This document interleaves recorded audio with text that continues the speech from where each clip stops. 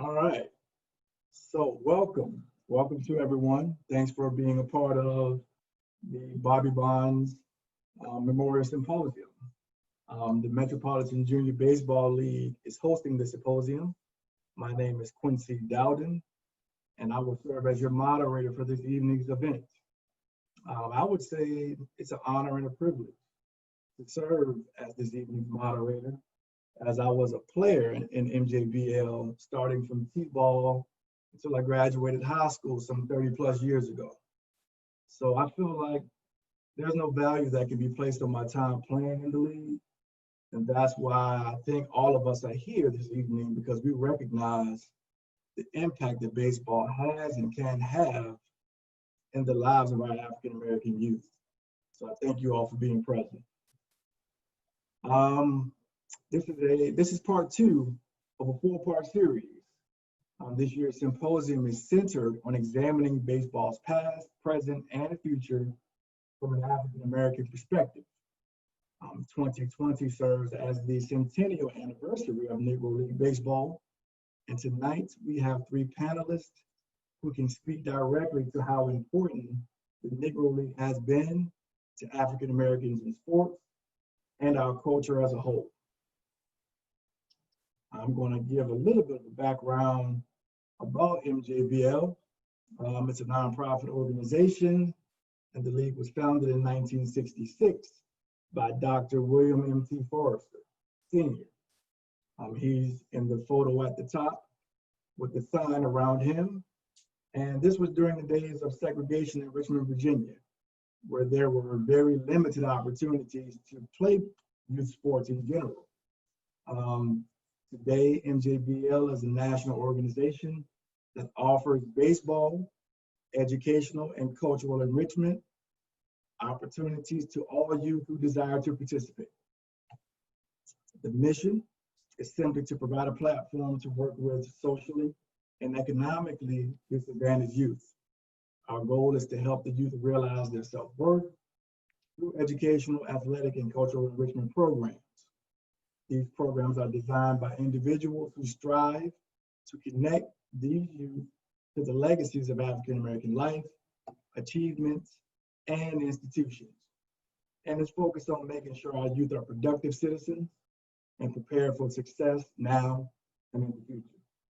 As we know, there's been a decline in youth participation among African-Americans in baseball.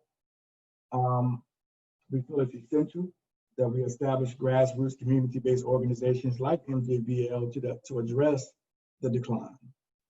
And finally, we will determine if history can outline a path to our re-engagement in the game of baseball. And here you just have a slide of the Homestead Grays, which was one of the Negro League teams that was part of the league.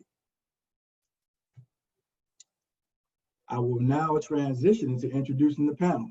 I'm going to start, even though we have Ken Free on the slide first, I'm going to do ladies first. And we have Lauren Meyer. And Lauren created Tumbleweed Pictures, which is a boutique production company aimed at delivering creative content. Her most notable work is as the director of the documentary, The Other Boys of Summer, which went on to be nominated for an Emmy in 2017. Next, we have Sam Allen. Sam is a former Negro League player with the Kansas City Monarchs, Raleigh Tigers, and Memphis Red Sox. And Sam was also drafted into the Army in 1960 and was assigned to the 82nd Airborne Team. We have Ken Free. Mr. Free is a former Negro League player, playing for the Raleigh Tigers in 1959 and I believe 1960, and went on to play years after that in the minor leagues as well. He was the first full-time MEAC athletic commissioner and was also the first African-American to serve on the NCAA Division I selection committee in 1987. So we are honored to have all 3 of you with us this evening. Thanks for being willing to participate. I want to be able to have all of you to answer a question as part of an opening statement. I want to know from each of you why do you feel it's important to continue having a connection with grassroots organizations like MJBL, and how that connection can help further the legacy of Negro League Baseball? Whoever wants to chime in, we can start with you, Lauren, if you like. Sure. No, I'm happy to give a little insight to that. I mean, clearly, one of the most important things is to preserve the game and to keep the legacy continuing on. And so one of the important parts is really being able to share the history to encourage and inspire people to continue playing the game. And so for me, that's why it's so important to pass on the stories from the previous generations because in order for you to achieve anything that you're going after, it's really hard to go after unless you can see it ahead of you. So if you see an example of somebody else doing it, then it's something that you feel is achievable. If you've never seen it, then you don't even understand it to be an option. So that's why it's so important to preserve the legacy, to keep telling the stories and sharing the history so that kids coming up today have role models, have examples, and have reasons why they believe they can continue to play the game. Absolutely. Mr. Allen, would you like to chime in? Well, I think that we need to preserve the history of the baseball, black baseball, and give the youngsters something to look forward to. We need the heroes we used to, when I was coming along, what inspired me into baseball when I met Jackie Robinson. And I had a chance to shake his hand, and I knew that day that I wanted to be a baseball player. I didn't make it to the Dodgers, but I did make it to the Kansas City Monarchs and the Memphis Red Sox and Raleigh in Negro League. Absolutely. Mr. Free, what do you feel is the importance of maintaining a connection with the grassroots organizations like MJBL as we continue to try to further the legacy of Negro League Baseball? Well, first of all, we need to congratulate Dr. Foster for starting MJBL. Absolutely. A lot of people didn't do these type of things, but he saw a need, and it was a beginning. And I want to pay tribute to him and thank the young Foster for allowing me to serve with the group. It's very important that we keep it going and keep the history before, but we got to realize it's okay to deal with the kids, but we got to realize that there's some parents of these young kids that don't know a thing about Negro League Baseball. And we got to educate them too, so they can encourage their kids to participate and listen, because they were too young to know. And of course, I still felt that even post Jackie Robinson, I use that a lot. Sam might remember me using it. We got to realize that a lot of our mission is to get rid of quota systems. I got into baseball because I could not, the first team that wanted to sign me in the Western Carolina League, the Negro League, of course, was Lexington, and they couldn't take the 2 black players. And it just so happened that I was the 3rd best player on that they wanted, so I couldn't stay there. But the visiting team in Hickory, North Carolina, in the Western Carolina League, could take 4. And he said, send him over to Hickory and he can play over there. And that's how I got into organized ball. But the key was I had played with the Raleigh Tigers and got to play in the East-West game in Chicago in 1959. So that was one way that people knew that I might could play beyond the Negro League. Yeah. Oh, incidentally, I might add, I grew up in Harrisburg, Pennsylvania, and my dad carried me to all the Negro League baseball games as a young kid. Awesome. And that's where I saw Satchel Paige and Josh Gibson. And so thank you. A little long, but I'm sorry. We're all gonna make it through. So we're going to transition and actually watch the trailer for The Other Boys of Summer. And Kyle, he'll cue it up and we'll watch that, and then we'll kick it back to Lauren to kind of expound upon it.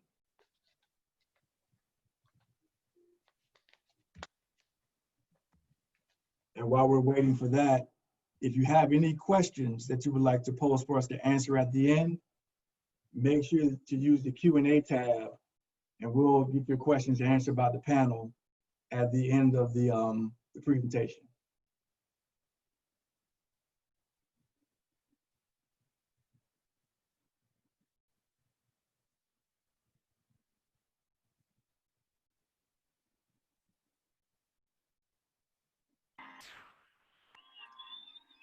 Every year when the baseball season comes along, I was ready to go.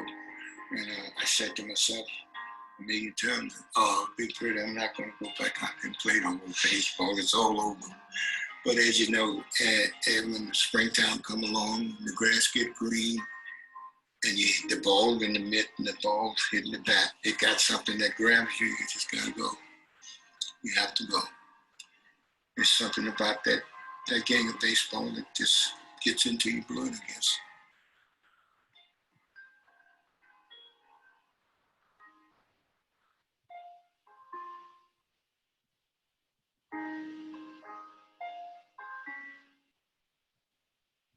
I say segregation now, segregation tomorrow, and segregation forever.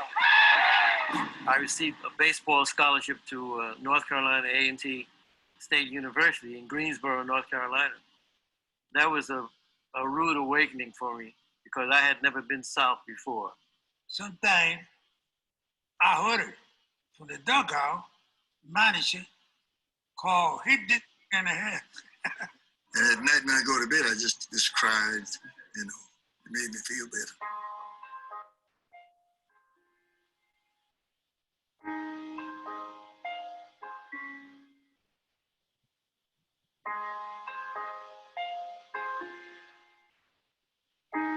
I'm not complaining, I'm just explaining. Thank you. All right.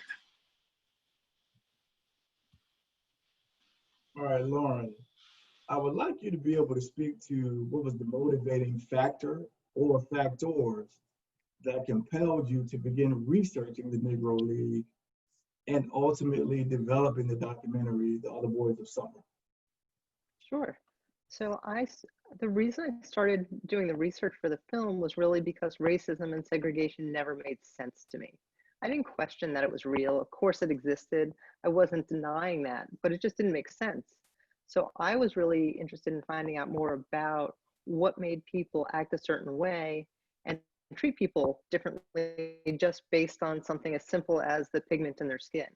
And what I recognized was I was always a baseball fan, so I thought, well, what better way to explore the subject matter than to incorporate the history of the Negro Leagues? Because I, at the time, didn't really know that much about it. They don't teach it in school. You don't really hear that much about the Negro Leagues. So I thought, well, this would be a great opportunity if I could hear the stories firsthand from the players. And my goal was really to hear what was it like for you guys to pursue your dreams in spite of segregation, in spite of the lack of civil rights and inequalities.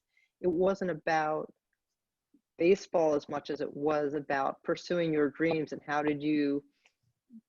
what inspired you and what motivated you as a player to go after your dream given the circumstance that you were living in. And that to me was how the project began. And I started interviewing players without knowing what the end result would really be. But as soon as I started hearing the stories, I said to the players who I had the chance to meet that I promised them I would do my best to make sure that their stories are preserved, that their legacy gets to be shared and continued on. I didn't know what it was going to look like. It would be a full-length film, if it would be on TV, if it would be in the theater, if it would be in classrooms. I couldn't promise any of that. But what I could promise was I was going to promise the players that I was going to share their stories to the best of my ability. And so that's how the film began, and that's kind of how it ended up. And, I worked on it a long time, so that's one of the reasons why I continued working on it, because after meeting the players and hearing their stories and the grace and the humility, I really felt like more people needed to hear these stories and meet these players and learn about the history of the Negro Leagues in the process. But it's really a human story. Absolutely. Mr. Allen and Mr. Free, this question is going to be for the both of you, so you can chime in. I would like for you to just talk about your journey to becoming Negro League baseball players. Obviously, I can imagine you played baseball all of your lives, but just talk about, you know, the years leading up to actually being able to fulfill that dream to become a Negro League baseball player. I think you're on mute, Mr. Free. Well, the journey started, of course, watching Negro League baseball, and they had stars. And of course, we played ball all the time. Then when I moved to North Carolina, every community in the country had a baseball team. We called it the Saturday Evening League. And people get together and cook hot dogs and fish and stuff, and you played baseball. And then you always knew the heroes, I did, from watching Negro League baseball. And of course, one of the top stars was Satchel Paige, and of course, Josh Gibson. They had Hunky Parks and different guys. And Oscar Charleston played with the Harrisburg team a while, who was noted as one of the best baseball players it was. And your desire and your historical event came in 1947 when Jackie Robinson entered the field with the Brooklyn Dodgers. Then it gave you more hope. But I also realized as we went along that our history, the more players they take from the Negro Leagues, the less our history declined. I noticed that. Not only did our history decline, I realized that it wasn't just the color barrier that changed Negro League baseball. It was the fanfare. We were evidently drawing better crowds at the East-West game and whatever than Major League Baseball was.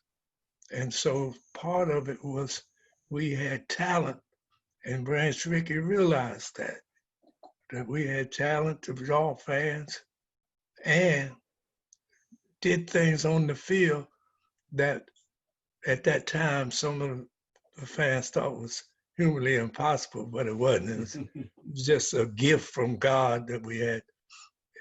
We brought speed to the game, daringness, I mean, that type of stuff, power and everything like that, to compete. And we brought fans in.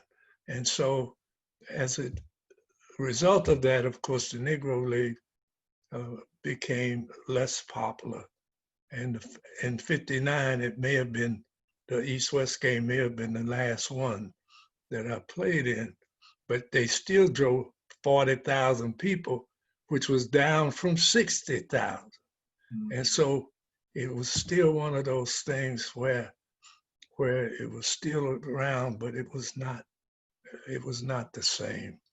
And I think that may have been one of the last ones, but it also made me aware of the fact that it needed to be preserved. And in 1960, for a month, I barnstormed with Satchel Paige after seeing him as a youngster pitch.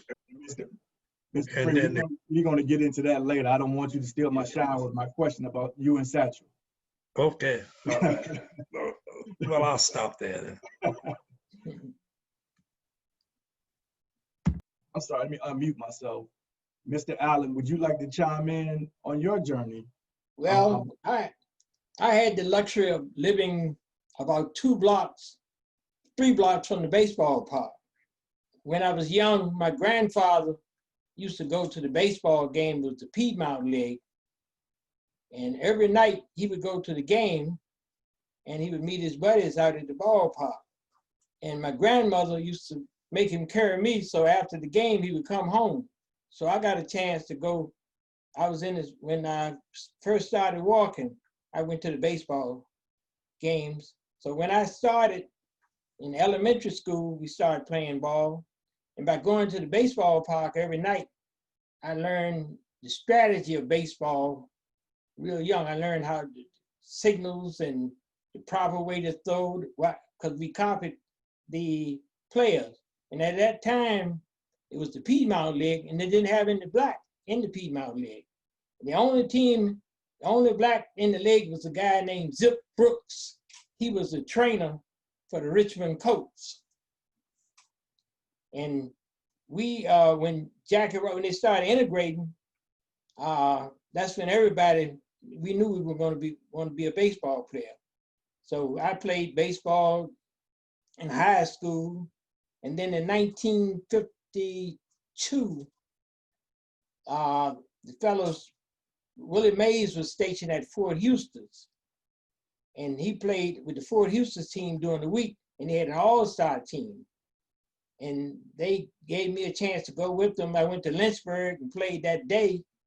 And after the game, they gave me $50. I was so happy I didn't know what to do. And I thought I was ready to go back to Norfolk. And they said, no, we're going to Winston-Salem and play tonight. And that night, I was playing, Mays was in center and I was in left field. And the guy hit a ball, line drive out there. I had one of those 3-finger gloves. The ball knocked my glove off. And Mays said, look, so you take that money you got and buy you a glove. So that Monday, I went and bought me a glove. And I played a lot of semi-pro ball. And I thought that I was going to be signed in organized baseball, but it was a blessing that we had the Negro League. I went to Cincinnati's camp, and during that time, they had the quota system. They had about 15 outfielders, and they put most of us in the same position. So that means they get rid of 2/3 of us in a few days. But I met a guy named Bob Mitchell. He was with the Monarchs, and he was down there. And he left. He got cut early.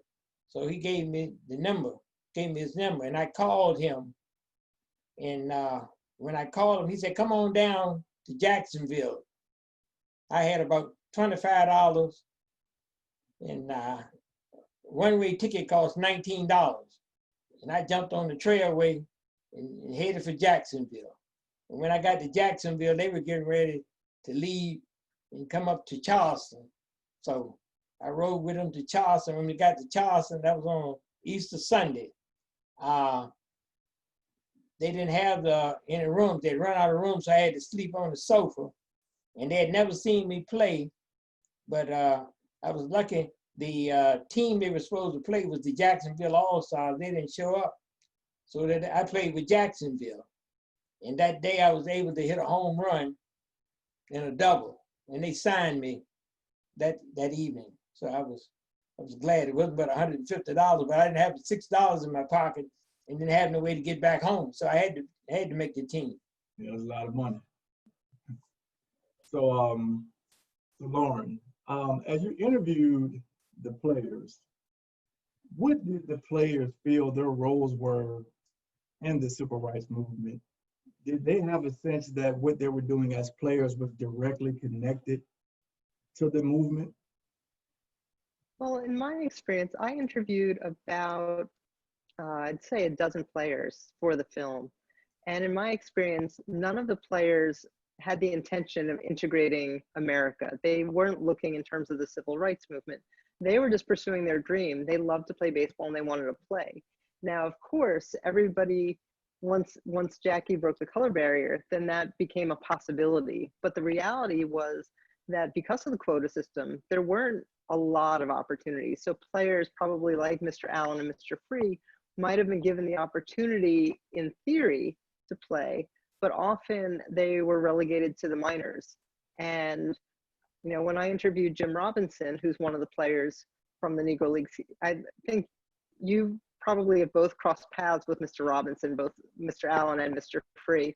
And what he shared was, you know, he was playing in the Negro Leagues. He had a chance, he was drafted into or picked up by the St. Louis farm system. And after being in, I think it was single A, he said, you know what? I want to play baseball. I don't want to sit on the bench. And he wasn't getting the chance to play in the majors. So what he did was he went back to the Kansas City Monarchs and said, hey, you know, I'd love to come back. And this was in the later 50s. And he said, I'd love to come back and play, because he loved the game. He wanted to play. And so many of the players in the film talk about what it was like for them. So they weren't going off with the mission of, we're going to change America. That was a result of their passion to play, but their goal was to play ball. And what's really endearing, though, is that all the players who I met, they would say, you know, I wasn't looking to change America. I just wanted to play baseball. But in retrospect, they're 100% aware of their impact on American history and on the civil rights movement. And there's a pride that goes along with it, knowing that you made an impact because of what you pursued. You changed not only baseball, but you changed our country. And so in retrospect, there's pride that goes along with it, but the goal was never, from any of the players who I met, the goal was never about changing this country or necessarily even integrating baseball. It was about having the chance to play baseball. So Mr. Free, as you hear those sentiments, you being a player in the Negro Leagues, how does that resonate with you in terms of the civil rights movement and how the players felt during that particular time as far as their connection to the civil rights movement? Did you feel you were connected to the civil rights? Oh yeah, well yeah, I was connected. You know, during those times in Negro League, of course, you didn't like, you know, road city buses and stuff like that. You didn't like that type of thing, but you was always figuring out, you know, how can you change things? And the biggest thing that happened when we came to Greensboro, my connection was to stay out of Woolworths, because there's going to be a sit-in. And we don't want people like you hanging around there messing up our movement. So we supported that civil rights movement. And of course, I knew two of the local guys from Greensboro that was in it. So that was my initial involvement. And then, of course, I started listening to Martin Luther King speeches and that type of thing. So the civil rights movement was very important because we had to cooperate with the philosophy of a nonviolent type protest and that type of thing. So, so it was good. Baseball was an outlet. As I didn't answer before, the Negro League was important as a step up from the Greensboro Redbirds, which traveled and played semi-pro baseball. That's where I played with Jimmy Robinson, because it was in Greensboro, and he would play in the summer after A&T season ended on the Redbirds until he signed in the Negro League. So we wanted to follow Jimmy in the Negro League, but the civil rights movement was upon us, and we stayed involved. And we saw progress, but we didn't like the pain that it was paid to endure that accomplishment. Mr. Allen, would you like to chime in on that particular question regarding? Well, I think that Negro League Baseball, we traveled south and traveled to the small towns before they really started the marches. So if you had Negro League Baseball, that it was integrated because the Cleveland Buckeyes had a white pitcher named Willie Kemp in 1946. And then when 1955, Martin, that was the president of the Negro League, he had the Chicago American Giants, and they had four white players that he signed that played in the Negro League. And when Jackie Robinson went with the Dodgers organization, Martin was under the impression that they were going to bring the Negro League into organized baseball, but that didn't happen. He was under the impression that he was going to bring Negro League in as one of the leagues of organized baseball, but that didn't happen. Okay. All right. Lauren, I'm going to come back to you, Lauren. I'm interested to hear what do you feel was some of the most, maybe the most surprising or compelling of your findings as a result of your research? You're on mute. Okay, I'm unmuted. So there were a number of different things that I think, were very surprising. And I was able to learn so much through the players and their stories. And one thing that surprised me the most was their lack of bitterness. I asked every single player who I interviewed, I listened to their stories, and they would tell me these horrible stories about having no place to stay, sleeping in a funeral home, being told that they couldn't eat in restaurants, of course, or even use bathroom facilities. And every player shares a story about the bus pulling into the gas station and the gas station saying that the players couldn't use the restroom, the players couldn't eat, and until the team decided that, well, then, you know what, we're not going to fill up our bus in your gas station. And suddenly, okay, well, you guys go get your food, go use the bathroom, but do it quickly. And so all these stories about all the really just lack of equity is such an understatement, just the mistreatment and all the stories about all the harsh environments that they endured. I asked every single player, well, didn't it make you angry having to endure that and listen to people disrespecting you and not giving you opportunities based on the color of your skin, having nowhere to stay, sleeping on the bus, having no food, having to stay at a funeral home? Didn't that anger you or make you upset? And the most surprising thing was every single player answered the same way. Every single player said, it was a different time. Just things were different back then. I wasn't angry. I got to play baseball. They paid me to play baseball. I wasn't angry. And that joy, that humility and joy that came through, that was not only surprising, but that's what was inspiring to me. I fell in love with the players who I met because they were so generous with their stories, and they were just such kind individuals. And I think there's so much to be learned from the generation who played in the Negro Leagues, whether the players played in the 20s, 30s, 40s, 50s, even into the 60s. There's such pride in what they accomplished, and there's no bitterness. And I'm not trying to say that it didn't bother the players as they were enduring those on a day-to-day basis. I think Mr. Allen and Mr. Free, you guys can certainly talk about what it was like for you personally when you were on those buses or when you were denied access to places. But what shocked me the most was, in retrospect, as everyone shares their story, there isn't this anger, there isn't this hostility. And to me, that's a great alternative to everything we see today.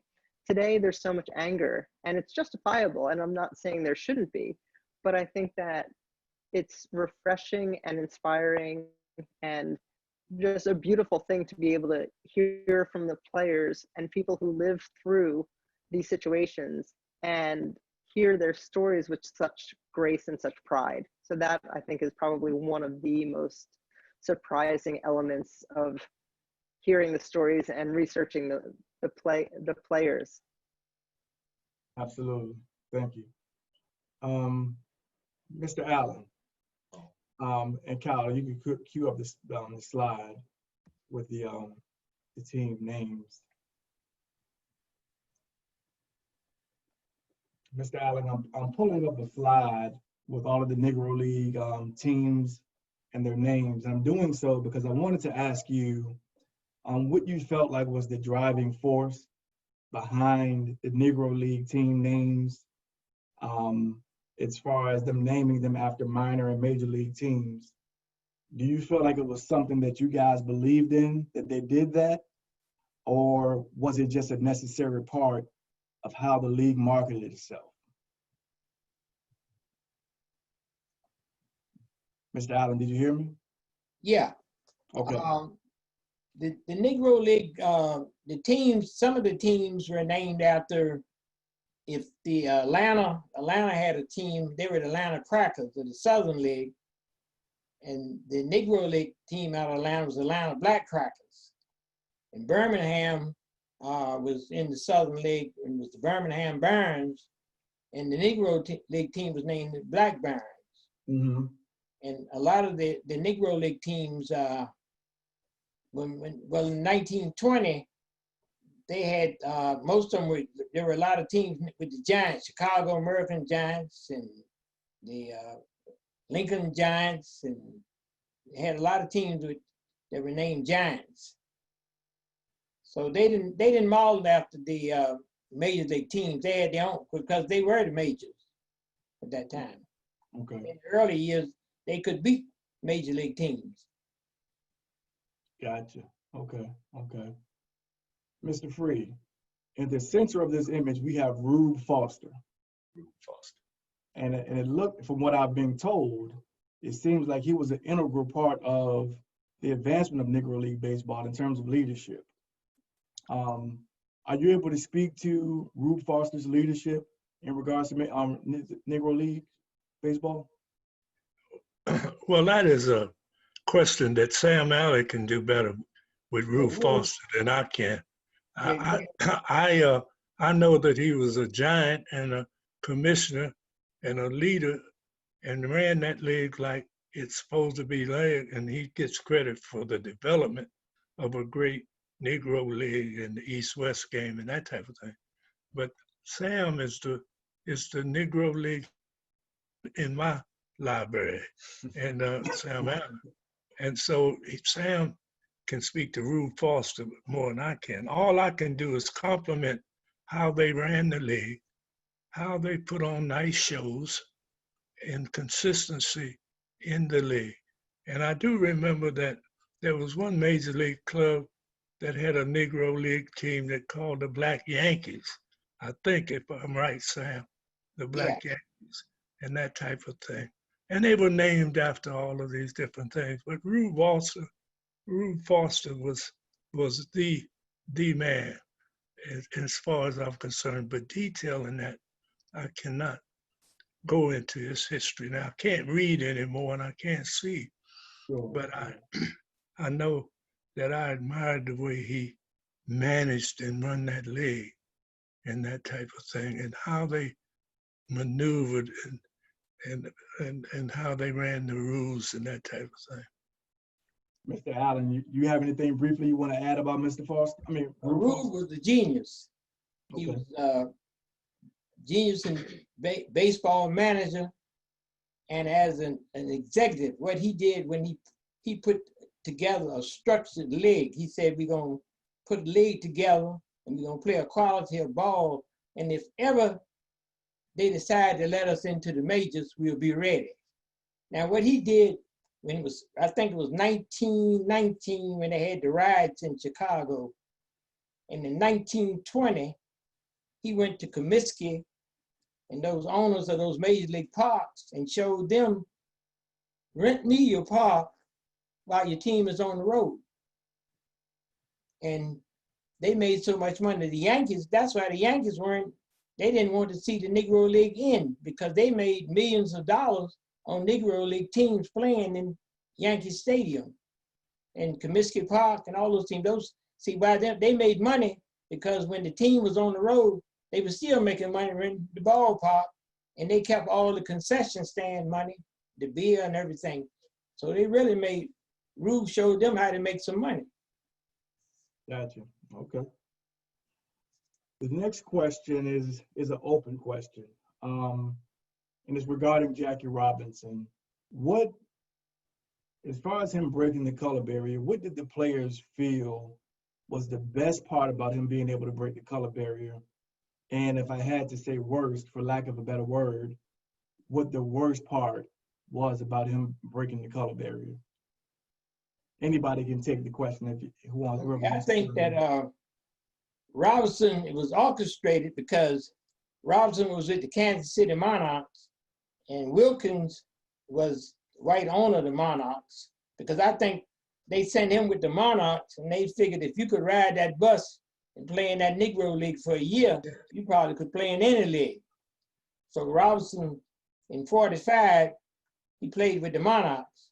And he ended up, playing in that Negro League. If you play Monday, Tuesday, Wednesday, Thursday, one game. Friday, you play a doubleheader. Saturday, you play doubleheaders. And sometimes you play 2 doubleheaders on Sunday. And then you get on the bus. You might sleep in the hotel 3 nights this week. Next week, you might not sleep in a hotel but 2 nights. And you riding. The only thing that we had that was good, that each ballpark had a shower. And sometimes you didn't have hot water, but you got a chance to take a shower after the game. And you got on that bus and you step on it. And then you had a player that didn't play that well. He was wondering why he was on the team, but he could tell jokes across 3 states. Keep you laughing. You forget all about that you hadn't gone to the hotel. But that was, we had some of the hotels that we went in, I guess you were better off on the bus. But then we went from A to Z. We went to some of the fine hotels. Then we went to some, I guess, flea bag hotels. That was the Negro League. Okay. Oh, in chiming in with Sam and Jackie Robinson, something good about Jackie Robinson was that I never thought that he felt that he was the best player to break the color line that come out of Negro League baseball, because he was the most dynamic guy to control his temper, they say, anywhere. I mean, even talking to Pee Wee Reese from the Dodgers, said he was the most tenacious competitor he had ever seen. He didn't teach him anything. And so Jackie Robinson had the class to do what it was necessary, because he had been in the military, he had graduated, played all these sports at UCLA, and he was the most fitting to break the color line, not based on ability. And I don't think he ever flaunted that.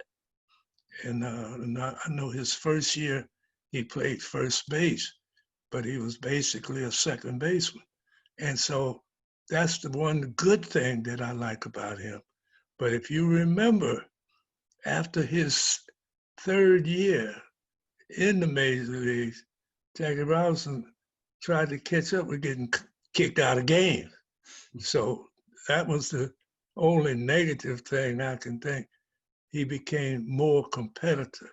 And of course, he would speak up for himself and that type of thing, but he always had an intelligent approach that they had never seen. I'd never seen him just with all this cussing and ripping and rapping like I saw some of the others. And I when I signed and played in the Mets organization, I had a manager named Enos Country Slaughter that tried to run over Jackie Robinson once in the major league game, and he got the worst of it.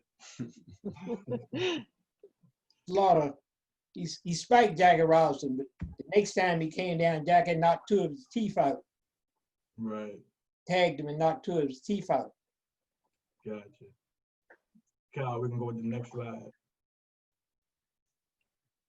So when I think about the year 2020, the first thing that comes to mind is the pandemic and the civil unrest with the injustices that are happening to the African Americans in this country. And that's pretty much captivated not just the country, but the entire world. But right along with that is the centennial anniversary of Negro League baseball.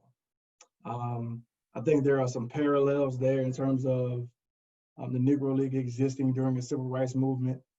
And we're kind of embroiled in I would say a version of that. It's probably not as thick, but it's a version of it. And I think the timing of that is pretty significant. The slide that you're looking at on the screen is kind of emblematic of, I think, a renewed attention and energy being paid towards African Americans in baseball. Toyota teamed up with the former Negro League player James Jim Robinson for a commercial celebrating the Negro League's 100-year anniversary. That's kind of a segue into the question I want to pose. I feel the question is, what important steps do you feel need to be taken to capitalize on that renewed energy and attention, not just with Negro League Baseball, but the awakening that some of the civil unrest has imparted in us as Blacks in this country. And I'm trying to tie that into how do we capitalize to spark that energy into the growth of baseball back into our communities. Well, one of the things to get it back, baseball in our communities, is we got to upgrade our facilities or communities, especially inner city, to have fields. Baseball is one of the few sports that you can't play by yourself. You can get a basketball and a goal and play. Football, you can get a couple of guys and you can pass a football. Baseball, you got to go too far to find a field, and it takes more than one player to play it. That's why many of our cities shortchanged our communities by putting up a multiple use slab and 2 basketball goals. Because a multiple use slab, it can rain and you can play on it in the next 5 minutes after it stops, because they dry off and you can throw out a basketball and you got 10 kids on one end, 10 on the other playing.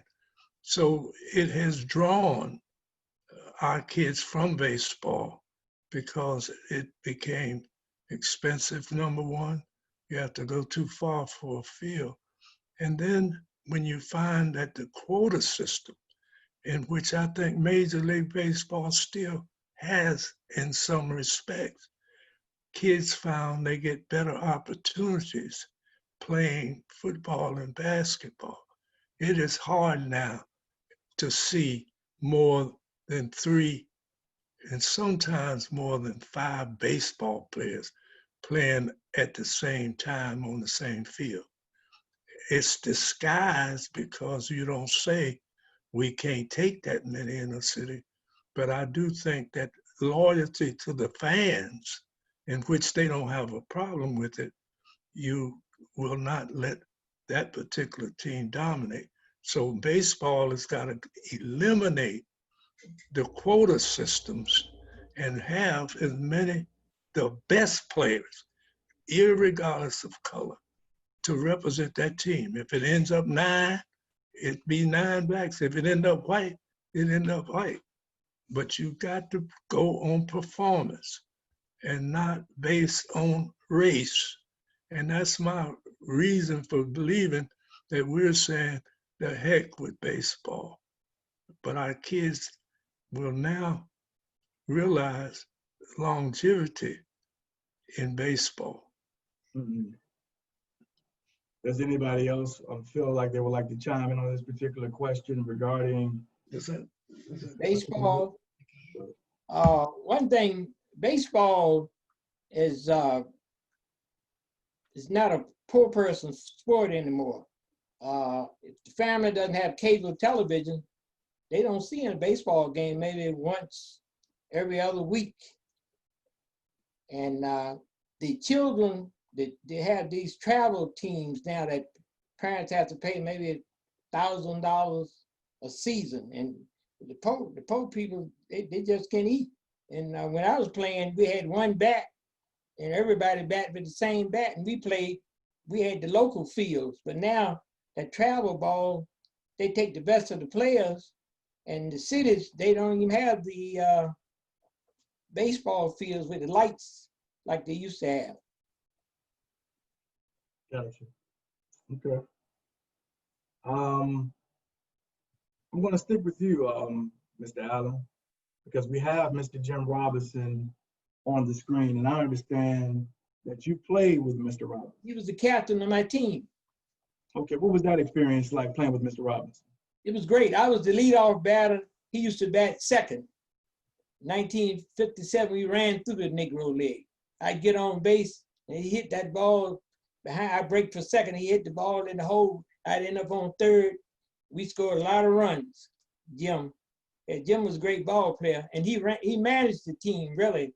because we had a manager named William Dizzy Dismute. Dismute was, I guess he was about 80, he was 83, 84. And he wore a suit, just like the manager when Bert Shadden took over the Dodgers. He didn't wear a baseball uniform. He wore a street suit. But Dismute wore the street suit, and Jim Robinson he ran the team, the field manager for us in 57. Okay. He was smart. And Jim ended up being the baseball coach of South Carolina State. Let me add something to Jimmy Robinson. Okay. I played with Jimmy Robinson in 1953. Jimmy Robinson played for North Carolina A&T in Greensboro. And in the summers, I thought I'd mention this, he played with the Greensboro Redbirds, and I was on that team with him a couple of years before he signed. Okay. And he signed originally, I feel, with Memphis. So the commercial was very deserving of Jim. Jim was a college graduate, coached at the college level, but I've been knowing Jimmy Robinson since 1953 because we were teammates. And I went to A&T to play baseball to replace Jimmy. Mm-hmm. But he went on to be a great leader in Black baseball, historical Black colleges, and that type of thing. I just wanted to add that, and to see him I done got 100 calls about that commercial that he's on, and I can't even see it. Right. Well, what's interesting about the commercial too is because I spoke to Jim right after he filmed it, because Jim Robinson's a really wonderful human being, and he's very intelligent. He's very well spoken. He doesn't like the spotlight. He's not somebody who's looking for the spotlight. And he had the opportunity to film that commercial, and he thought it would, of course he was happy about it. He was excited to do it. And when I spoke to him afterwards, he said, you know what? I was getting so tired of them. You know how many times they had me say and do the same thing over and over and over again? I was starting to get fed up with them. And it's funny because he's so just even keeled. He's just a really just a good person. And Jim just turned 90 in January. And so he's filming this commercial in October. The man's 89 years old, and they tell him to keep saying something over and over again. He was just like, you know what? I was getting so tired of them, but he was proud that they were showcasing the Negro Leagues. He didn't care about him being the lead of the commercial. He would have been happy if somebody else had done that, I think. But he was happy, and he was proud when I spoke to him about it, that Toyota was celebrating the Negro Leagues and honoring it. And anytime I talk to Jim, that's where his perspective is he doesn't necessarily care to be in the focus. We did a program with the film back in, I guess it was in February, and we were doing a program with a corporation in New York City, and the person running the program, it was for TPG Financial, and they said, oh, well, for the panel, after we watch the film, we're gonna do a panel discussion. And so for the panel, it'd be so great, can we get some of the players? And I said to them, well, there's 12 players in the film, only 3 of them are still with us. I said, Jim Robinson, he lives in New York, he's local. Pedro Sierra, Pedro's pretty much local, he's in South Jersey, you probably can get him, I can absolutely introduce you, and you guys can coordinate that. And so they reached out to Pedro, and Pedro was all excited to be part of it. They reached out to Jim, and Jim was like, I don't really need to go do things right now. He's just like, go have fun. I'm glad that people are seeing the film. I'm glad that the story's being told. And for him, he was just like, at this point, I'm slowing down. I don't need to be the center of attention. So that's kind of, I've spent a lot of time with him when I interviewed him last year at the All-Star game. I spent time with him, and I talked to him actually last week. And, he's a really smart, really good person, but he could care less about the focus. And that goes back to when he was playing at North Carolina A&T. And I think he broke his leg or his arm one season, and he wasn't able to play for the Philadelphia Stars where he had gotten the opportunity. So he had to wait a little bit longer. But with Jim, it's always been about, he wants to play baseball. He doesn't need to be in the spotlight. He just wants to play the game. And I don't know if Mr. Allen and Mr. Free, if you guys can sort of speak to that as well. For you, how is it compared to playing baseball versus being, you know, your picture in the paper and people interviewing you and things like that? Like today, it feels like the motivation is the celebrity and the money behind it. And what I loved about every player who I met was it wasn't about the money. It wasn't about the celebrity. It was about the love of the game. Well, as I speak, knowing Jim like I do, I know he didn't want the spotlight, but you don't want the spotlight. You earn the spotlight, and you owe it for history to be in it. So it's a difference, because you don't do anything. If you're humble enough, you don't do anything that you don't earn. But Jimmy has earned his right to be on the commercial. And you have to convince people like that, no, you don't want the spotlight. But if you have warranted it, you have to deal with it so that people will know what the history is and about yourself. So we got to turn that terminology into people that earn. We have a lot of people who want the spotlight, but never earn it. Because if you don't earn it, you can't want it. And if you want it, you got to earn it. So that's, you know, that's just my philosophy of you have to be on it. We need to know about it. And it's not a spotlight, it's a historical fact. We got to realize that. And one thing that Jim has said, and he says it in the film as well, is, you know, he's proud to be part of history. It's not Black history, it's not baseball history, it's American history. That's how he looks at it. And, you know, he's very well educated, like we've mentioned. He went to North Carolina A&T. He worked for the New York City Housing Authority for 30 years. He got his master's degree in social work while working there. You know, he's a very well-rounded individual, and he's very proud to be part of what he considers American history. And he thinks it's very important to pass on that legacy and for future generations to know about the history and learn from it and be inspired, because that's how, you know, he talked to me about going to Negro League games with his dad and walking to the polo grounds and, you know, seeing the big stars of the day. And, you know, so he played in Central Park. You know, he talked about playing on his high school team and getting a baseball scholarship to A&T. And Roy Campanella was the reason that he got that scholarship, because he met him at the Y. And Campy said, oh, would you be interested in going to college down in North Carolina? I've got a cousin who works there. You're a good ball player. You know, I think that we might be able to see if they've got any baseball scholarships. Would you be interested? And so Jim didn't even see that as an opportunity until it was brought to his attention as a possibility. And that, I think, is key, is we need to create the possibilities and let people know that the possibilities are out there. Like Mr. Allen, what was, you know, growing up and playing ball, what were some of your dreams? Were you aspiring to be in the majors? Were you loving the game? You know, what was it like for you?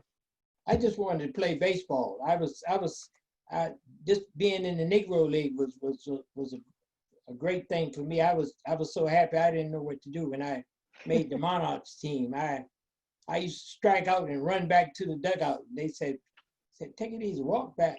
I was so happy. I mean, it was, and Negro League baseball, we traveled, but we played when we went to New York. When you learn, you go to we went to New Orleans, and you get your silk shirt, and you had a nice pair of pants, and you went to this Sample shoe store, and you got your pair of French Rhinos. So when you played in Yankee Stadium, they thought you were Major League Baseball players the way you dressed. Because we would get off that bus, and you thought we were staying at the Taj Mahal, and we would sleep on the bus all night. But we'd get off there and we'd be sharp. Gotcha. Mr. Free, and Kyle, you can go to the next slide, I'm sorry. The next slide, Mr. Free, is going to be Satchel Paige. And I understand that you had an opportunity to play with Satchel Paige or traveled with him. I wanted to ask, we obviously understand his tremendous talent, but I wanted you to be able to speak briefly about Satchel Paige, the man. Okay. First of all, I have to, so you all won't be trying to put me in Satchel's age. I saw him play during my young days in Pennsylvania. And to get a chance to barnstorm with him many years later was quite a thrill. And the reason that I was barnstorming with Satchel Paige is because Satchel Paige needed one more year. I think at that time you had to have 5 years in the majors to get a full pension. And he was still pitching, hoping that a major league club would pick him up to get that 5th year. And he was staying in shape and all. I think he was close to 48 or 50 when I played against him. And he would pitch 2 innings a night. And so the man was very teaching type guy. And of course, a couple of years later, Ted Turner picked him up, Atlanta Braves, and gave him his 5th year. But Satchel would do stuff like, I remember he would pitch 2 innings, but he wouldn't come in until that last out. That he would replace the pitcher who was batting last so he wouldn't have to bat. And I was batting leadoff. And the type of guy he would say, I'm not going to hit. But this particular time, he had to pitch 2 innings every night. And that was in the contracts. That was the drawing card where we were trying to make a little money. So, but this particular night, he got in and pitched 1 inning, and the team got hot and batted around. And I'm the leadoff hitter. And he said, they said, well, look, you got to go up there because we can't take you out till you do your 2 innings. And so Satchel, they said, put him on, don't pitch to him, we might hit him. Well, I come up to lead off, and luckily I hit one between the outfielders. And I'm saying to myself, that's 3. That's 3. And I got my head down running, and I round first, round second. Just before I got the 3rd to slide in for my 3, there's a size 16 shoe on the bag. And he looks down at me before I slide and said, where in the hell you think you're going? I said, back to second if I could make it. Now, I didn't make it, but we were scared of Satchel Paige. I didn't make it, but I got in the damnedest rundown you ever seen. But, and then in another game, he was helpful. Like he would say, you should have caught that ball, or you should have done this. If you're gonna make the majors, you should have caught that. And one night, speed was not my forte. I wasn't no Sam Allen on the bases. But this particular night, I hit a ball to right center and scrambled back into first base. So when I got back to the bench, Satchel said, hey, son, if you're going to make the money, you should have had 2 on that one. Yeah. You should have had 2. Right. He said, but it's nothing wrong with carrying a piano on your back. He said, but do you have to stop and play it? I said, he would do little stuff like that, but he would look out for all the young players because some of our booking agents, they never counted the money right when it was time to speak. But Satchel says, give them boys a little more money and that type of thing. But he was a nice guy, and he would always give you a tip. He said, you got to run that out, or you can't take that strike. And he would tell the pitchers, if you can't throw strikes, you ain't got but that amount of pitches that you can. He said kids used to say they had 5 pitches. He said he only had 3, but he could get them over a shoestring or chewing a gum wrapper. So if you can't get it over the plate, you don't have a pitch.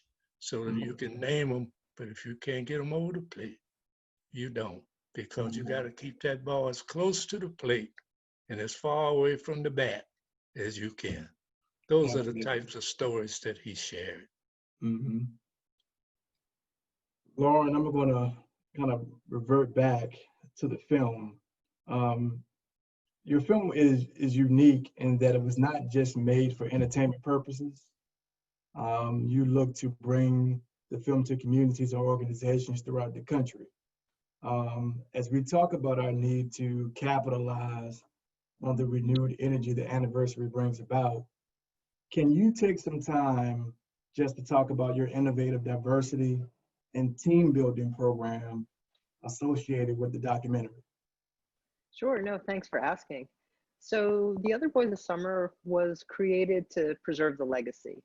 And when you're making a film, my background is I'm a TV director and a producer, and the background is not in distributing a documentary. So when you're making a film, all of a sudden you have to now put on a different hat and learn how do you get this film out there.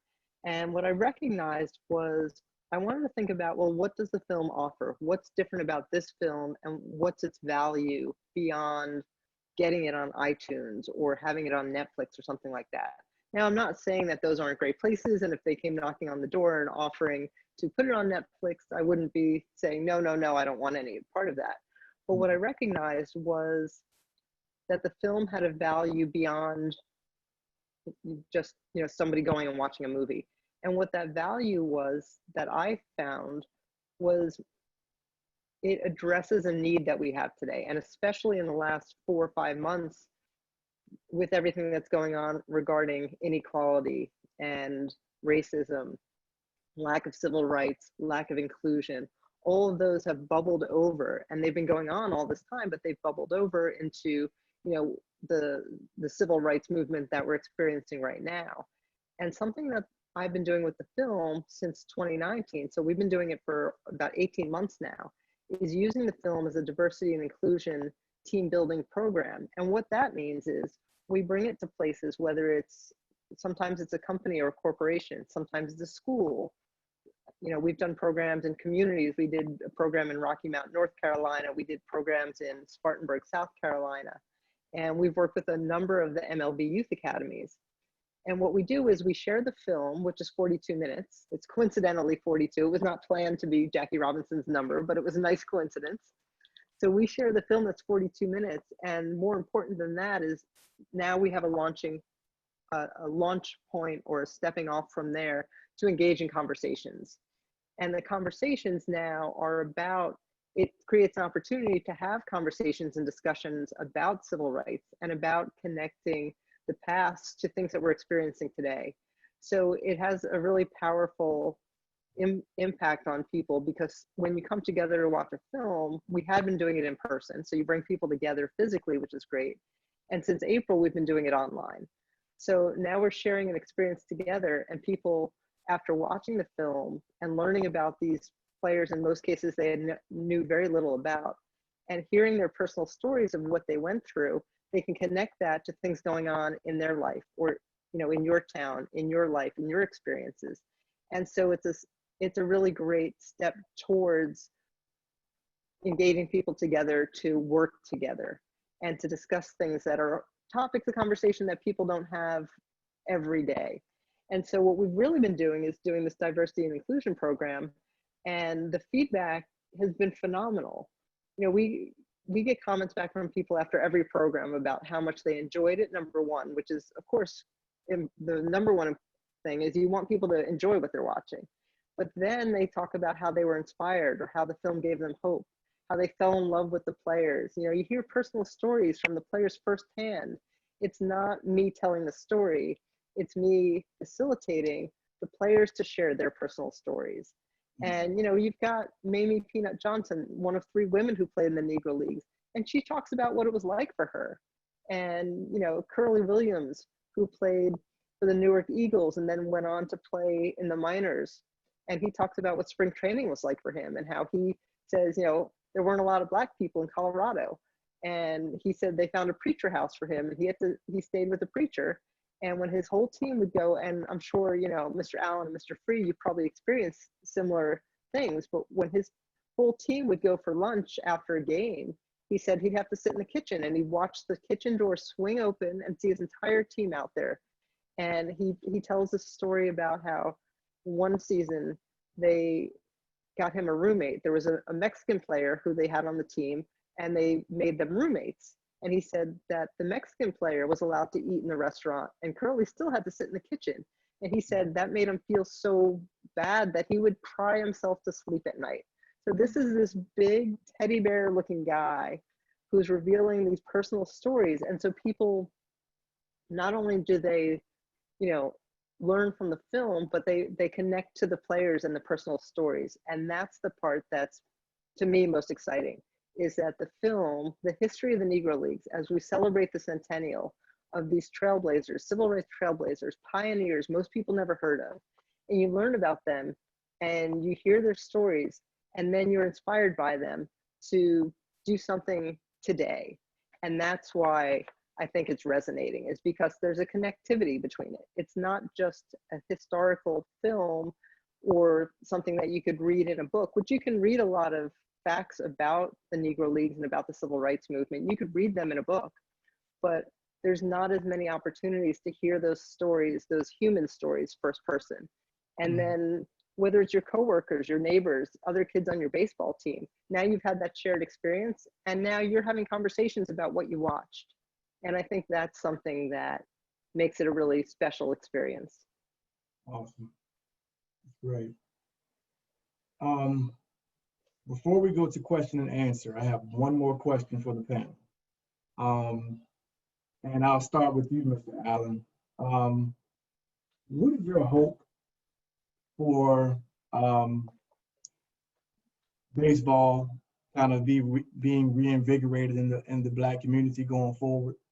What is it you would like to see? Obviously, we would like to see more participation, but can you just kind of elaborate on your feeling about that? Well, I would like to see more local games being played, more baseball fields developed so the poor kids can play, rather than have the parents have to play on the traveling, players have to play on the traveling team and pay that $1,000 or $2,000 a year.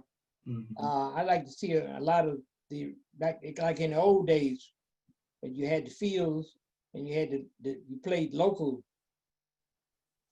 games. Absolutely. Kids that don't have the money would be able to play. Yeah, I agree totally. Just more opportunities and affordable opportunities as well. Access. Right. Yeah, absolutely. Mr. Free, would you like to chime in? Well, just briefly, I'd like to see, sort of follow up with Sam, more local community baseball without so many rules and regulations, and just play versus talent. And every weekend you got a home game where kids in that inner city location can watch baseball without having to travel somewhere or have to pay fees to get in and whatever. You know, get some adults and some organizations to sponsor the teams.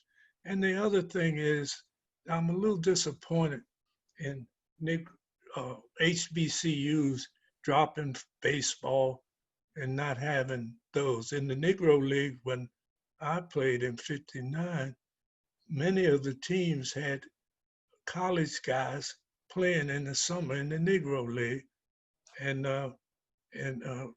just left trying to get signed. And because I know when I signed in the New York Mets organization, it was a bunch of college kids signing right out of Black colleges during that time. And so I'm just hoping that we get to showcase inner city kids like the Metropolitan Junior Baseball line is designed. I just like to see more community baseball. Absolutely, absolutely. Well, before we go to the question and answer, I really, really would like to thank you all for participating and being our panelists.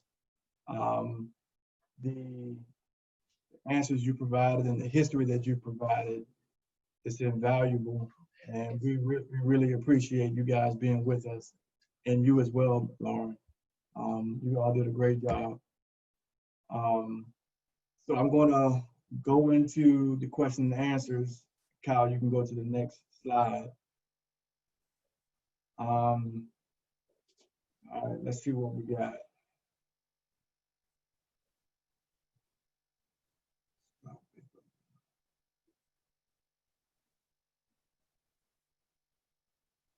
A question for Mr. Free and Mr. Allen. One moment in your careers that stands out the most. Well, this is Ken. The moment I played in the East-West game in 1959 in Comiskey Park, which was had been revived by Bill Veeck by that time. And I had just got out of the service, and Raleigh had became a franchise in the Negro League and asked me, did I care to play? And that was the career that I really enjoyed barnstorming, going to places. We opened up in the old Rupert Stadium in Newark, and all here was about the Newark Eagles and the Newark Indians. Larry Dovey, Monty Irvin played there, and it was just a wonderful experience for me. Mm-hmm. Mr. Allen, a moment in your career that stands out the most. Well, 1959, I was playing with the Memphis Red Sox, and we played the Kansas City Monarchs. I had a chip on my shoulder because the Monarchs had sent me to Raleigh. But what had happened, the guy named Willard Brown, he was with the St. Louis Browns in 1947. He'd been in the majors. He had played with the Monarchs before. So he came back to the Monarchs, and that's the reason they sent me to Raleigh. But nevertheless, we played the Monarchs in Yankee Stadium. And a fellow named John Winston, he was one of the better pitchers in the league. And he threw me a curveball, and I caught it, and I hit it out in old Yankee Stadium. I hit it out near the monument. It should have been an inside the park home run, but they held me up at third base, and we beat the Monarchs 1-0. Okay. And, they said, "Well, we're sorry, we let you go." that was one of my greatest moments when playing at Yankee Stadium. Absolutely. Next question. When was it realized how the Negro League's financial success and large crowds from 40,000 to 60,000 in attendance, when was it realized that financial success affected organized baseball and major leagues to start to enlist and sign Negro League stars? I think, Mr. Free, you touched on that earlier, I believe. Well, one reason that Ricky found Jackie Robinson was because in New York, Negro League teams were drawing Yankee Stadium, they were drawing 40, 50,000. The Dodgers was playing at Evans Field with 13, 14,000. So when he signed Jackie Robinson, we got so polarized with a black being on a white team, the fans, we lost all our fans. They started following the Dodgers and stopped following Negro League teams. And I could speak to that a little bit too. So when Branch Rickey signed Jackie Robinson, it wasn't because he was trying to do something in terms of correct for civil rights. It was completely a business decision, like Mr. Allen's saying. He saw all the fans, he saw the fan base, and he recognized from a business perspective the profitability. So he said, well, how, look at all the money being spent for these teams at these stadiums. How do we get some of that money? And that's what perpetuated, or I guess, made Branch Rickey interested in getting some of the funds from the Negro Leagues. Now, Effa Manley, who was the manager of the Newark Eagles, she was not a big advocate for Branch Rickey and the integration of baseball the way it was happening, because they were not compensating the Negro Leagues for the players. When Jackie Robinson was taken from the Kansas City Monarchs, you know, J.L. Wilkinson wasn't paid for him. He just took him. And he was under contract with the Monarchs, but the Dodgers just took him and didn't compensate him. So that was an issue that became a sticking point between the Negro Leagues and Major League Baseball, because, for example, Effa Manley wasn't willing to give away her players for free. And, you know, Monty Irvin played for the Newark Eagles, and Effa, she stood her ground and got paid not a ton of money, but got paid for Monty's contract when he was signed with the Giants. And so the other thing about Jackie Robinson signing for the major leagues was it was great in the bigger picture, and the players recognized it was an important step towards, you know, the future, but it also had a very negative impact on a lot of other players who subsequently lost their jobs, because as the Negro Leagues began to fold, as Major League Baseball integrated, that meant, you know, hundreds of guys were losing their jobs because the teams couldn't sustain them anymore. And businesses in the communities also started to lose money and fold, because now the entertainment aspect of the Negro Leagues was no longer supporting the communities. So the big picture, Jackie Robinson, it was a great thing that had happened, but it's often overlooked the negative impact that it had on the African American communities. Gotcha. Okay. I'd like to add something else to what helped kill Negro League Baseball was TV. When they started, the TVs came in and started, you could see the Yankees and the Major League teams. So we used to go to the smaller towns, and we would carry the game to the smaller towns. But when they started watching Major League Baseball, they didn't have any need to come out and watch Negro League Baseball. Gotcha. The next question is about, it seems like there's been a lot of talk about players going to the major leagues, but can you all expound upon the opportunities for Negro League managers and coaches to further coach or manage in the Major League Baseball, and were those opportunities accessible? I always wanted to be. I spent 4.5 years in pro ball, and I wanted to be a manager or coach. They said I would probably not make the majors, so I wanted the opportunity.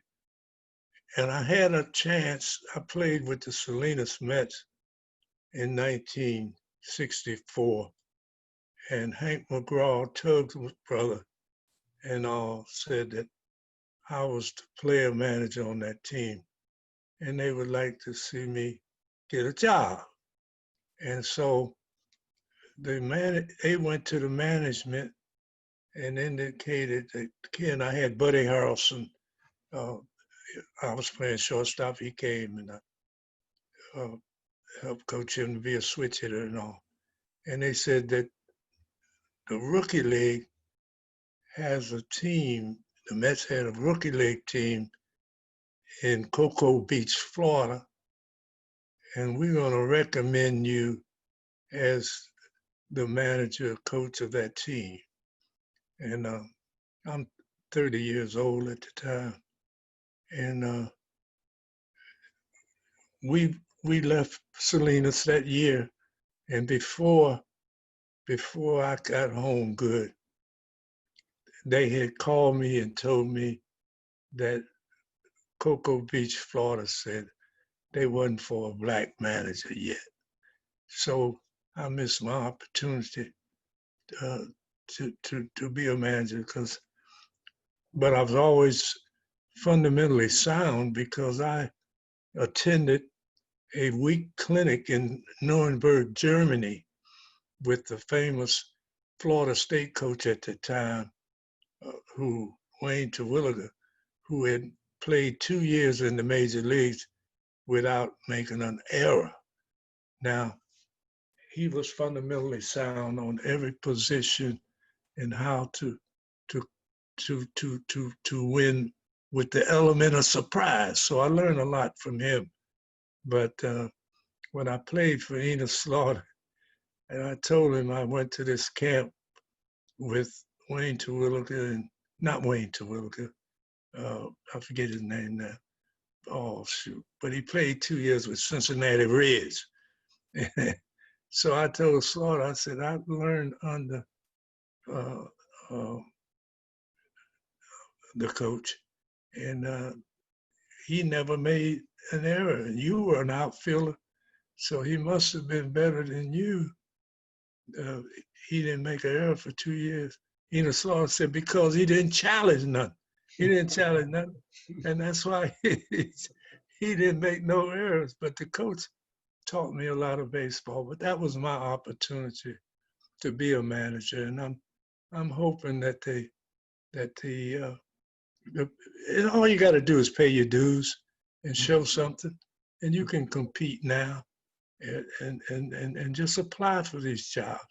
But an owner has the right to hire who he wants to, and we just have to break that. And so you want to make sure that you prepare yourself for that type of thing. And I thought black college baseball would be a good training ground for future managers and coach in the major leagues. Mm-hmm. Gotcha. The next question comes from an ex-professional player. He's asking, why aren't there more African Americans that play in the infield positions? And is there like a de facto racial segregation in that? And does that impact the total number of African Americans in the game by African Americans not playing in the infield positions as much? And I'm assuming that means limiting themselves to the outfield and in some cases pitching. Well, most of the players like Larry Doby, Willie Mays, Hank Aaron, and all, they were infielders. And when they went to the majors, they moved them to the outfield, made them outfielders. Okay. Yeah, because Doby was a shortstop with Newark. Hank Aaron played infield with the Clowns. But when those guys, Mays was an infielder, shortstop. But when they went to the majors, they moved them to the outfield. Mm-hmm. And they were saying, well, we didn't have that many infielders because they say they had the strong arms. One thing, most of those players that came up early, they had pistol strong arms, rifle arms, so they could throw that. They could make them throws from the outfield. So that's one reason they made them outfielders. Gotcha. Makes perfect sense. There's another question that talks about the media coverage of the Negro League. And were all the stories regarding the Negro League, how was it passed along? Was it just simply word of mouth? I imagine there was some radio involved. So how did the buzz about the Negro League get around through media coverage? Well, you had some great sports writers that were black writing for these black papers. And they got the word out very, very good as far as our people are concerned. What we never learned to do is to be the first to do some things. We didn't have to go in the white community to spread the word about Major League Baseball. And good, but we could have taken what we had if we'd have had the marketing experience to corporations and things of that nature. I remember Ham's Beer. Ham's Beer, some of you won't remember, started a Miss America, Black Miss America pageant. And it was popular everywhere. So it didn't have to be, if we'd have marketed to corporations and sponsorships, they were about making money if we'd have thought about it. But we don't even recognize some of the great Black papers and writers that we had. And we did radio broadcasts back in the Negro League days. So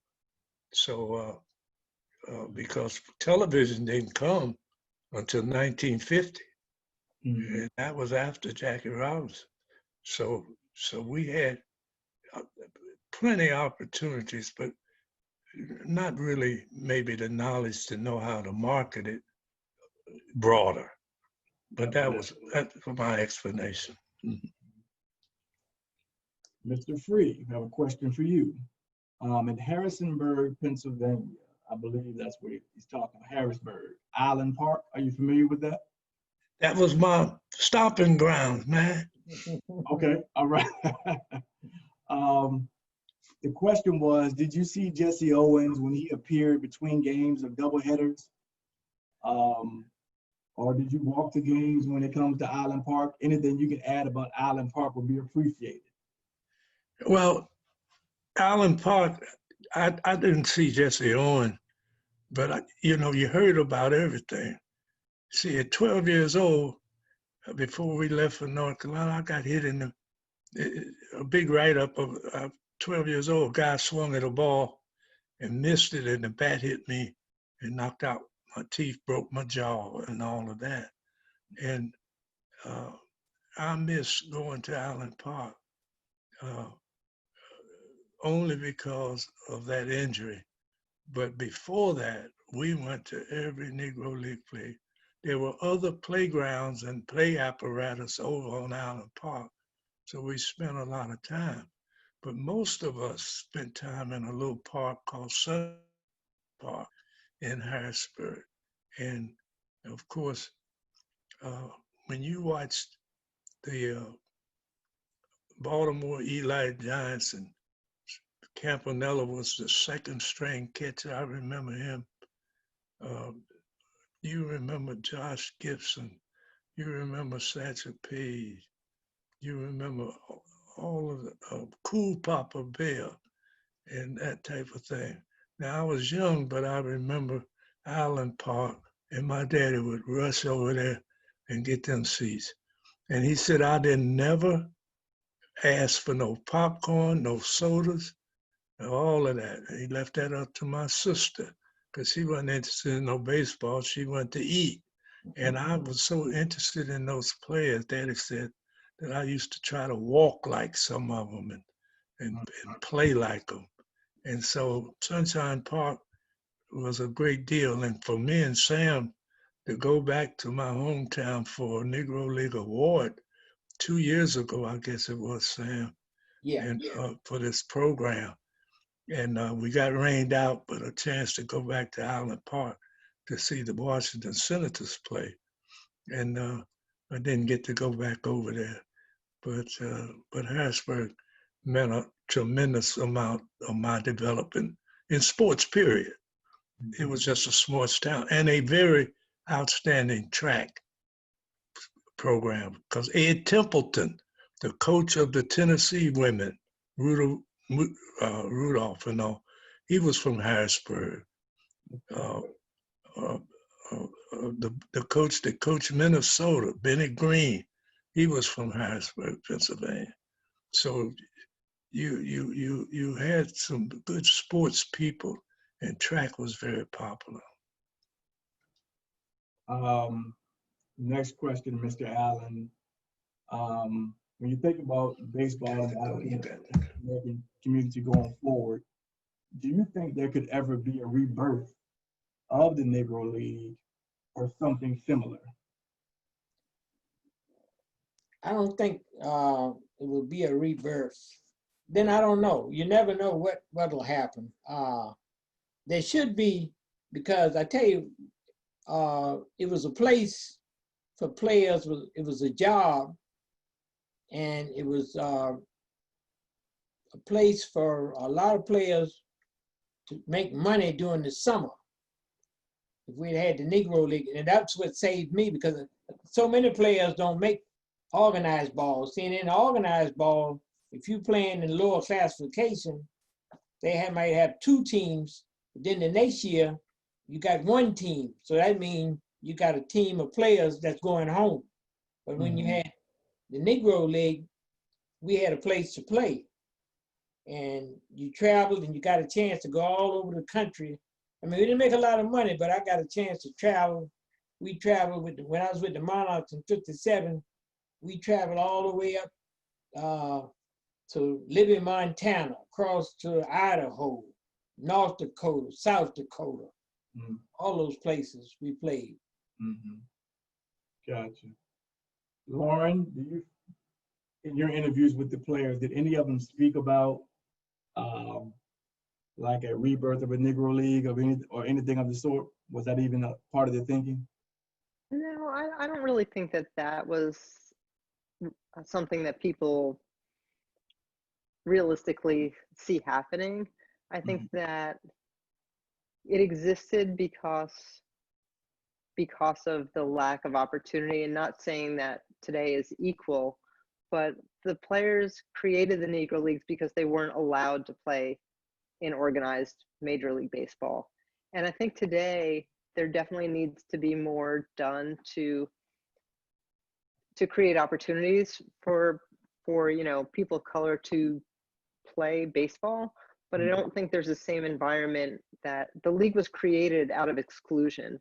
And today I think that it's not equal, but there's no law saying you can't play. And I'm very much not saying that it's equal, but I think that that's why the Negro Leagues were created. So I don't think that today you could have a sustainable Negro Leagues, because I think that when you have a player who's, I mean, look at a Mookie Betts, for example, who just signed, hundreds of millions of dollar contract. When you've got those top players who are able to make that money, I don't think that you can create a league of comparable level without being able to pay comparable salaries. I don't think that the players who I met saw that as a reality. They were thrilled that they saw integration happen. Like John Mule Miles talks about when I interviewed him, he talks about he never even imagined the day he'd see blacks and whites playing together. And he was so proud that he lived to see that, and that he integrated baseball in Laredo, Texas. And he was proud of that for his kids and his grandkids to now have the opportunity to go to college and play baseball in the majors. And so I don't realistically think that the players who I met had an interest in recreating that system that was created out of exclusion. Yeah, it makes sense. All right, so that was our last question. Mr. Allen, Mr. Free, Ms. Meyer, we greatly appreciate your time. I think everyone, I'm looking at the comments, and everyone seemed to really enjoy tonight's event. So no level of gratitude can show how much we enjoyed it. So thank you all for being willing to participate. Well, thank you for hosting. Did a great job, and I appreciate it. And hope that you. I'd like to say one thing. America, we do baseball like we do the cars. We import players now. So this is the reason that you won't see a lot of black players in the majors. It took me a second to catch what you were saying when I talk about important players. Yeah, that's definite. Yeah. Because they have a baseball academy down in Dominican Republic. They spend millions of dollars down there, and that's why you see so many Dominions in there. See, before Castro took over Cuba, that Cuban was the dominant. You saw Cubans in the major leagues. Now you got Dominicans, because they have the clinic down, baseball academy. Yeah. We don't have them in the inner city. We don't have baseball academies to train players. The few academies that I've had the opportunity to participate with and engage with through Major League Baseball, it's something that I knew very little about. And the few, I think there's 8 cities who have baseball academies, youth academies. And those academies are really impressive because not only do they provide the opportunity for kids to play baseball, but it's free, completely free. They have amazing facilities. They've got equipment, they do tutoring. Some of the academies provide meals for the kids. Right. And that's a great example, but it's so limited because there's 8 of them in the entire country. That's what I'm And talking so that's, yeah, and that's where the challenge is. It's like, how do you replicate and duplicate that on a global or a national plan? And I think that for me, I didn't know anything about the academies, and having the chance to work with them, I was completely impressed by them. But I do think that it needs to be a much larger plan behind it. You can't just have them in 8 cities. Right. And hopefully, I think there's plans to expand, but of course, you just never know. And it's about where do you get the funding for it? And MLB sets them up, but then the academies themselves have to sustain themselves. So the academies are all ridiculously impressive, but they're young. So it's about seeing where Major League Baseball goes with it and how much they put behind it to support it, I think. I got a suggestion. Okay. Hello? Yeah.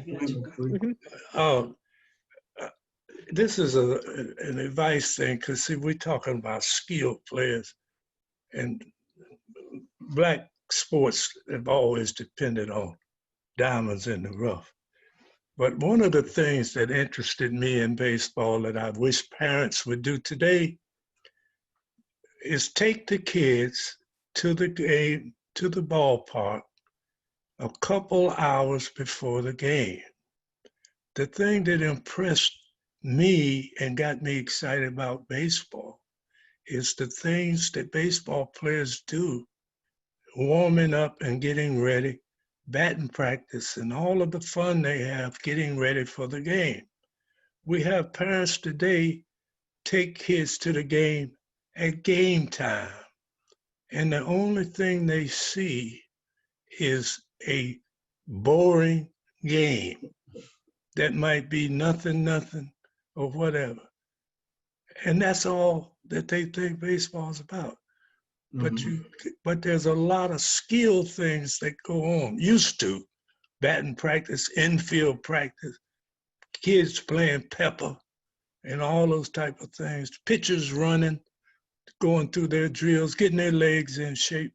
Right. All that is pregame, and that's what got me excited about the game. The game may be nothing, or it may be 10-0.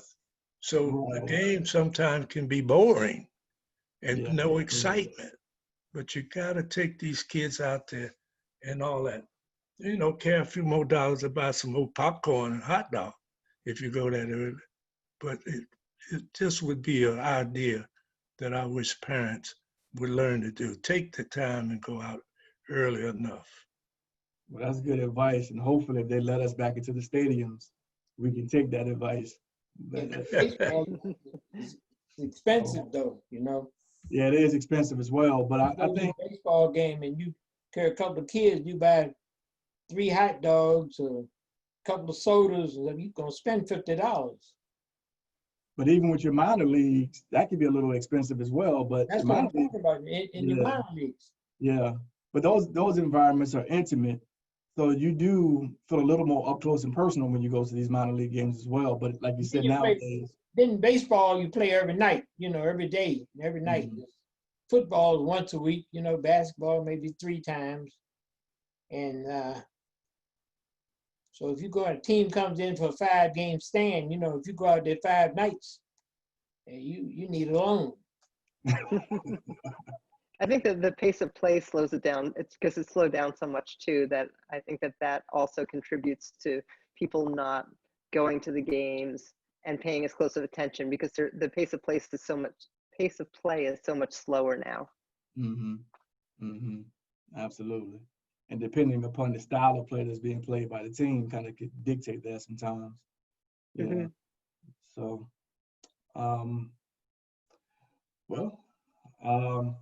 thank you all again. If you're still looking or listening, please tune in next Monday for the part 3 of the 2020 Bobby Bonds Memorial Symposium. Same time, same Zoom link. So part 3 next week, I believe next Monday at 8 o'clock. Panelists, you enjoy your evening. You've deserved some much needed rest at this point. You've given us enough of your time. I greatly, greatly appreciate it. And I know everyone else that tuned in appreciates it as well. Thank you. I'll talk to you later. All right, now you all take care.